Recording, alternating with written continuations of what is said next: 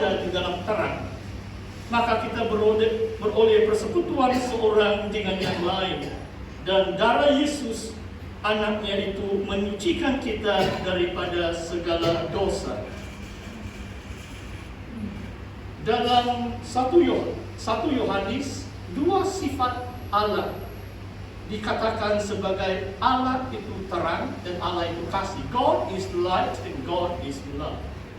Luar biasa. Tidak ada kalimat seperti yang tertulis dalam 1 Yohanes, Allah itu terang. Di dalam dia tidak ada kegelapan. Tetapi jika kita hidup di dalam terang sama seperti dia adalah di dalam terang. Maksudnya saudara, hidup kita supaya kita jadi terang dunia ini, hidup kita mesti di dalam terang. Tidak ada kegelapan, dosa dalam hidup kita. Tidak ada kemunafikan. Tidak ada yang tersembunyi atau kompromi keduniawian. Jika kita hidup di dalam terang sama seperti dia adalah terang. Maksudnya saudara, Yesus yang adalah terang itu hidup di dalam kita dan kita hidup di dalam dia. Maka persekutuan kita satu dengan yang lain sebagai gereja Tuhan, di mana Yesus berjalan di tengah-tengah kita. Dalam kitab Wahyu, Anak manusia itu berjalan di tengah-tengah 7 menorah yang dilambangkan seperti ini. Inilah bentuk menorah di hadapan atau di tepi mimbar kita di sini. Saudara yang saya kasih dalam Tuhan, adalah penting kita mengenali siapa Allah kita. Allah kita adalah terang.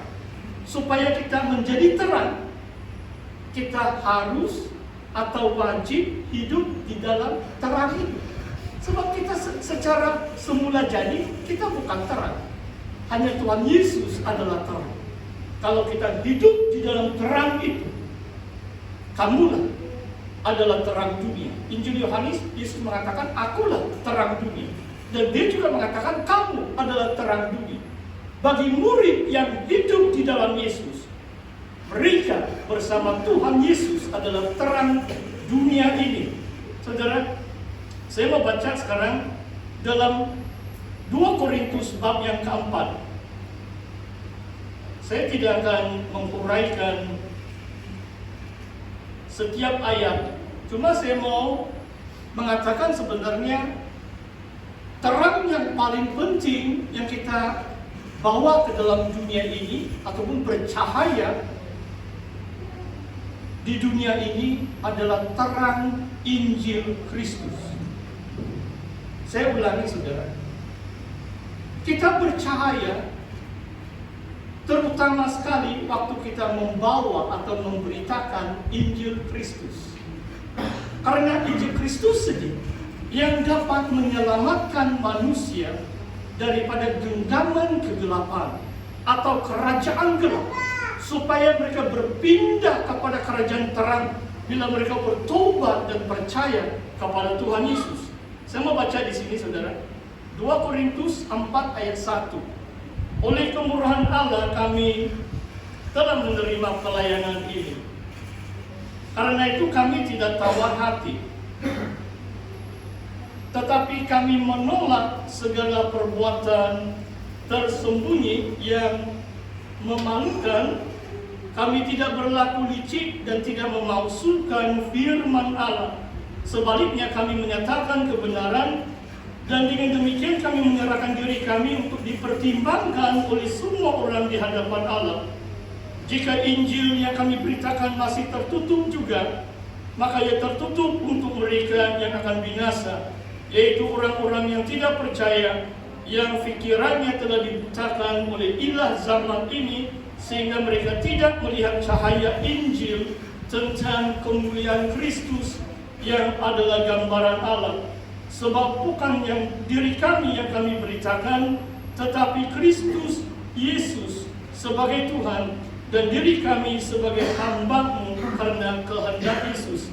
Sebab Allah telah berfirman, dari dalam gelap akan terbit terang, Dia juga akan membuat terangnya bercahaya di dalam hati kita, supaya kita beroleh terang dari pengetahuan tentang kemuliaan Allah yang nampak pada wajah Kristus.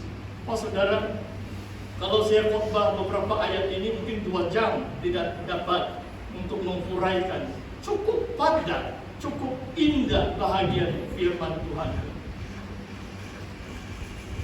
Paulus mengatakan sebagai bersama rekan-rekannya, kami, disebut kami, ada rekan sepelayanannya bersama dengan dia. Sebab dia adalah Allah Injil itu, atau terang Injil itu. Dan di hidup dia harus berhati-hati. Sebab orang lain perhatikan sikap atau karakter Paulus dan rekan-rekannya. Dia mengatakan kami menolak segala perbuatan tersembunyi. Wah, luar biasa. Kalau kita mengenal Allah kita sebagai Allah yang terang, kita menolak perbuatan yang tersembunyi yang memalukan. Kami tidak berlaku licik. Kelicikan.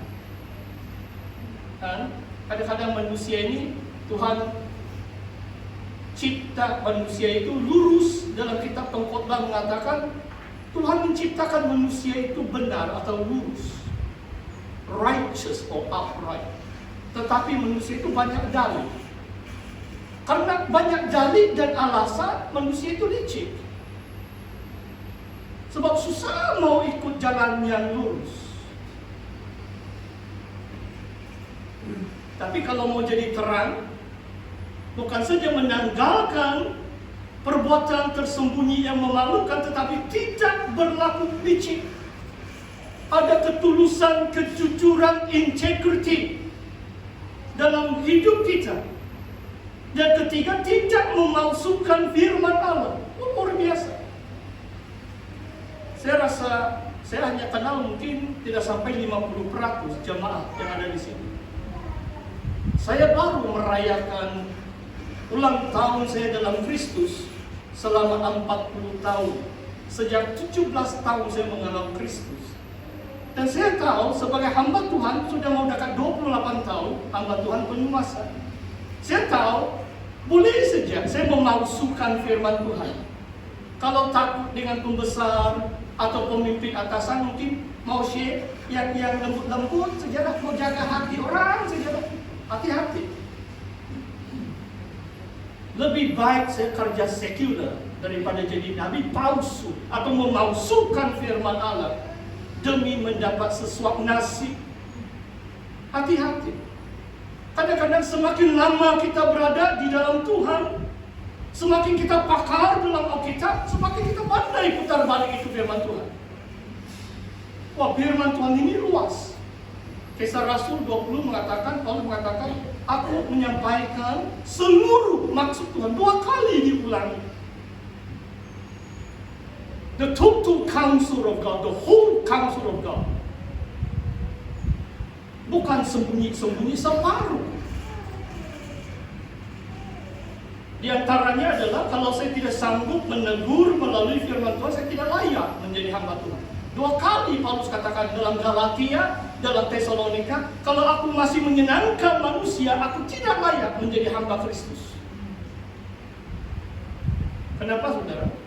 Sebab risiko untuk memalsukan firman Tuhan, maka berada dalam kegelapan. Injil Yesus ini tidak boleh dikompromikan. Sama ada perbuatan yang tersembunyi yang memalukan atau kelicikan manusia, ataupun niat untuk memalsukan firman Allah itu. Kalau gereja Tuhan mau menjadi terang, kita harus menjunjung tinggi seluruh kebenaran firman Allah. Saudara, Injil ini